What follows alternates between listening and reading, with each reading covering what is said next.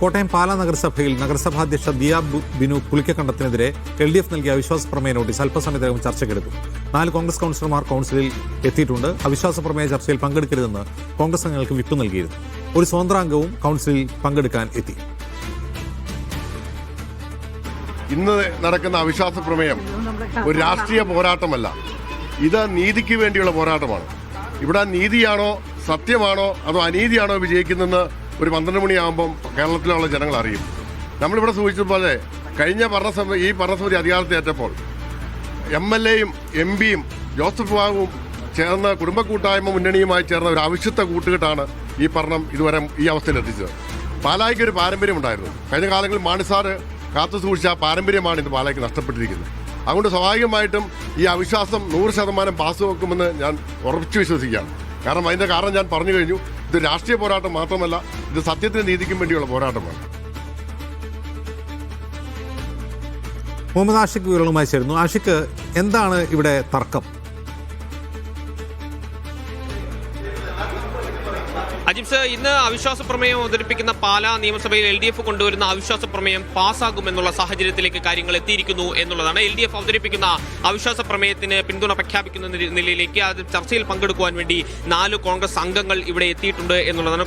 കോൺഗ്രസിന്റെ കൗൺസിലർമാർക്ക് നൽകിയിരിക്കുന്ന നിർദ്ദേശം ഈ ചർച്ചയിൽ തന്നെയും പങ്കെടുക്കരുത് എന്നുള്ളതായിരുന്നു. പക്ഷേ ആ വിപ്പ് ലംഘിച്ചുകൊണ്ട് 4 കൗൺസിലർമാർ ചർച്ചയിൽ പങ്കെടുക്കുവാൻ എത്തിച്ചേർന്നതോടുകൂടി ഇന്ന് LDF അവതരിപ്പിക്കുന്ന പ്രമേയം പാസ്സാകുമെന്ന് ഉറപ്പായിരിക്കുന്നു. ചേട്ടാ, വിപ്പ് ലംഘിക്കാനാണോ തീരുമാനം? സഹോദരൻ, എല്ലാം മീഡിയ സുഹൃത്തുക്കളോട് ഒന്നുകൂടെ പറഞ്ഞു മടുത്താണ് എങ്കിലും പറയുന്നു, നിങ്ങളെ എല്ലാം അംഗീകരിച്ചുകൊണ്ട് ഞങ്ങളെല്ലാ മറുപടികളും നിങ്ങൾക്ക് ഉചിതമായ മറുപടികൾ നിങ്ങൾക്ക് പറഞ്ഞിരിക്കും. നമ്മളോട് പ്രതികരിച്ചത് ഒരു കോൺഗ്രസ് അംഗമാണ്.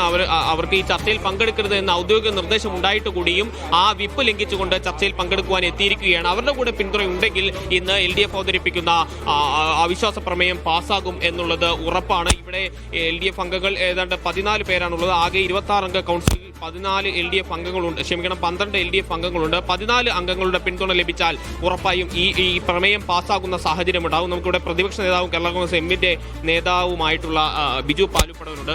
ഈ അവിശ്വാസ പ്രമേയം പാസ്സാവും? 100% പാസ്സാവും. ഞങ്ങൾ നേരത്തെ പറഞ്ഞാണല്ലോ, 100% പാസ്സാവും. കോൺഗ്രസിന്റെ പിന്തുണയോടുകൂടി അവിശ്വാസ പ്രമേയം പാസ്സാക്കിയാൽ ഭരണത്തിനെത്താൻ വേണ്ടി കോൺഗ്രസിന്റെ പിന്തുണ തേടും. ഇത് ഇവിടെ നടക്കുന്ന രാഷ്ട്രീയ പോരാട്ടമല്ല, ഇത് നീതിക്ക് വേണ്ടിയുള്ള പോരാട്ടമാണ്.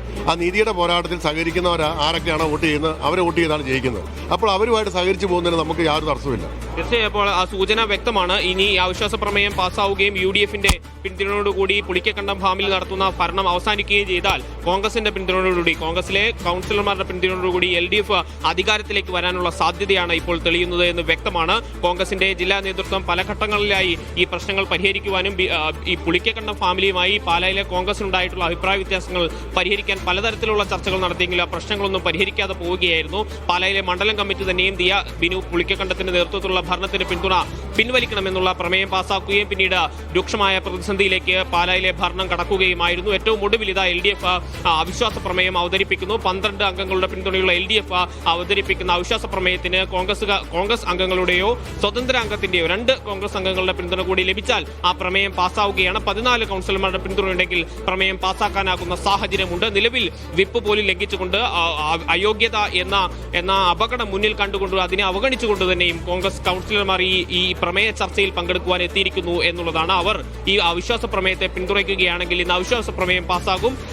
ഈ തെരഞ്ഞെടുപ്പിന് ശേഷം വളരെ കൗതുകകരമായ രാഷ്ട്രീയ മാറ്റങ്ങളുണ്ടായ പാലാ നഗരസഭയിൽ ദിയ ബിനു പുളിക്കക്കണ്ടത്തിന്റെ നേതൃത്വത്തിലുള്ള ഭരണം അവസാനിക്കും. പുളിക്കക്കണ്ടം ഫാമിലിയുടെ നേതൃത്വത്തിൽ UDF പിന്തുണയോടെ നടത്തിയിരുന്ന ഭരണം ഇന്ന് അവസാനിക്കുമെന്നാണ് സൂചനകൾ നൽകുന്നത്. കൂടാതെ കോൺഗ്രസിന്റെ പിന്തുണ കൂടി സ്വീകരിച്ചുകൊണ്ട് LDF ഒരു ഭരണം രൂപീകരിക്കാനുള്ള സാധ്യതയും ഈ ഘട്ടത്തിൽ നിലനിൽക്കുന്നുണ്ട്. അജിംസ.